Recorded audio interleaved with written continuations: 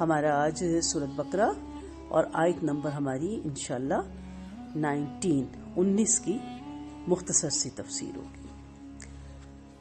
او کصیب من السماء فیہ ظلمات ورعد وبرق، یا جیسے کہ مانند بارش آسمان سے، اس کے اندر اندھیرے، کڑک اور چمک، گرج چمک۔ وَيَجْعَلُونَ أَصَابِعَهُمْ فِي آذَانِهِمْ مِنَ الصَّوَاعِقِ حَذَرَ الْمَوْتِ، وہ ڈال لیتے ہیں اپنی انگلیوں کو اپنے کانوں میں بجلی کی کڑک سے، موت کے ڈر سے۔ وَاللَّهُ مُحِيطٌ بِالْكَافِرِينَ، اللہ تعالیٰ گھیرے ہوئے کافروں کو۔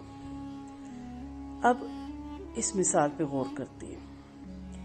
یہ بھی مثال پچھلی آیت سے ملتی جلتی ہے کہ قافلہ جو رات کو سفر کر رہا ہے، گپ اندھیرا ہے اور اندھیرے میں مزید اندھیرا کہ بادل چھائے ہوئے، پھر اس پر مزید یہ کہ بارش ہو رہی ہے۔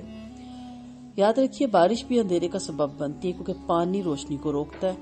فرمایا انتہائی گپ اندھیرا ہے، اس بارش اور بجلی کی کڑک سے بچنے کے لیے کہیں سر چھپانے کی جگہ نہیں۔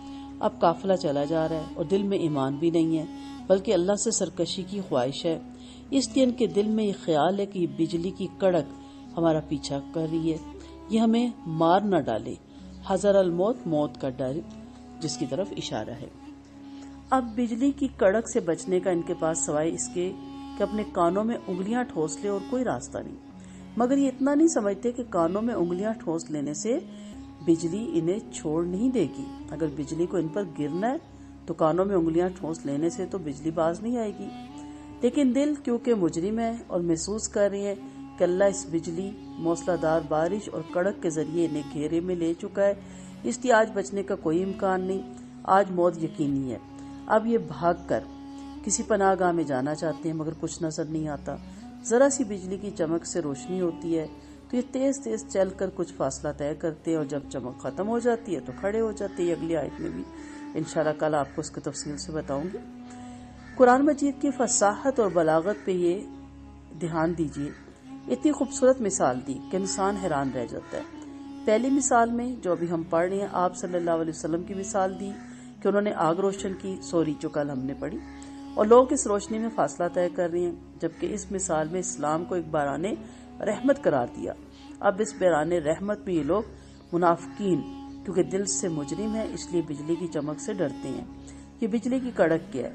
یہ نبی کریم صلی اللہ علیہ وسلم کی وہ تنبیہات ہے، وہ ڈراوے ہیں کہ دیکھو اگر تم نے اسلام قبول نہ کیا تو تمہارے اس دنیا میں بربادی اور آخرت میں دوزخ ہے۔ تو یہ بجائے یہ کہ ان جو احکامات اتر رہے ہیں ان پہ عمل کریں، الٹا ان سے جی چراتے ہیں اور کانوں میں انگلیاں ٹھوس لیتے ہیں کہ نہ ہم سنیں نہ ہمیں عمل کرنا پڑے۔ تو ایسا تو نہیں ہو سکتا کہ کانوں میں انگلیاں ٹھوس لیں، یہ ایک رویہ ہوتا ہے نا کہ مجھے بات سنائی نہیں دے رہی، آپ کیا کہہ رہے ہو مجھے سمجھ ہی نہیں آ رہا۔ انسان اسی بات کو سنی انسنی کرتا ہے جس پہ وہ عمل نہیں کرنا چاہتا یا جو اس کے لیے غیر ضروری ہوتی ہے یا جس کو وہ اہمیت نہیں دیتا۔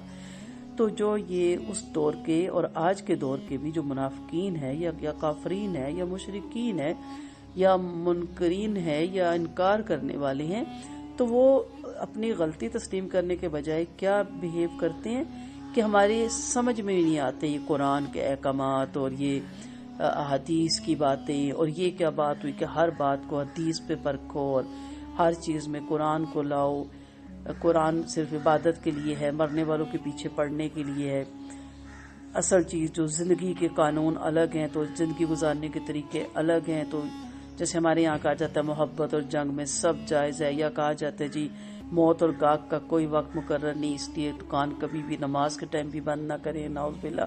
تو اس طرح کی یہ ساری باتیں کیا ہیں؟ سنی انسنی کرنا، اللہ اور اس کے نبی کی حدیث کو سنا انسنا کرنا۔ جیسے نبی کریم صلی اللہ علیہ وسلم نے فرمایا کہ اے اللہ میری امت کی صبح میں برکت ڈال، اب کیا جی اب اس کو بھی نعوذ باللہ مذاق کا نشانہ بنایا جاتا ہے، اور ہم لوگ سو جاتے ہیں اور اٹھتے ہی نہیں، اور دن کو 11-12 بجے اٹھتے ہیں اور اس کے بعد پھر ہمارے ناشتے ہوتے ہیں۔ تو اسی لیے ہمارے گھروں میں برکتیں نہیں۔ کیسے برکتیں ہوں جب ہمارے بازار ہی 12:30 کھلتے ہیں، جب ہمارے کاروبار ہی 12:30 کھلتے ہیں، تو فرشتے جو رزق لے کے آئے ہوئے تھے برکتوں والا وہ لے کے پھر واپس چلے جاتے ہیں، کیونکہ آپ صلی اللہ علیہ وسلم نے کیا فرمایا کہ میری امت کی صبح میں برکت ڈال۔ تو ان شارٹ آسمان سے وحی کا نزول ہوا، قرآن کا نزول ہوا، اس کے اندر کچھ باتیں ایسی بھی اتری جو کہ انسان کے مفاد سے اس دور میں بھی اور اس دور میں بھی ان کو ٹکراتی ہوئی نظر آتی ہیں۔ تو وہ اس سے بچنے کے لیے پھر سنی انسنی کر دیتے ہیں، لیکن وہ یہ جانتے نہیں ہیں کہ وہ اس سے بچ نہیں سکتے۔ اللہ تعالیٰ نے انسانوں کو گھیرے ہوئے ہے۔ جب موت کا نکارہ بجے گا اور جب فرشتہ اجل لینے آئے گا تو اس وقت انسان کہے گا یا لیتنی کنت ترابا، ہائے کاش کہ میں مٹی ہوتا۔ وآخر دعوانا ان الحمد للہ رب العالمین۔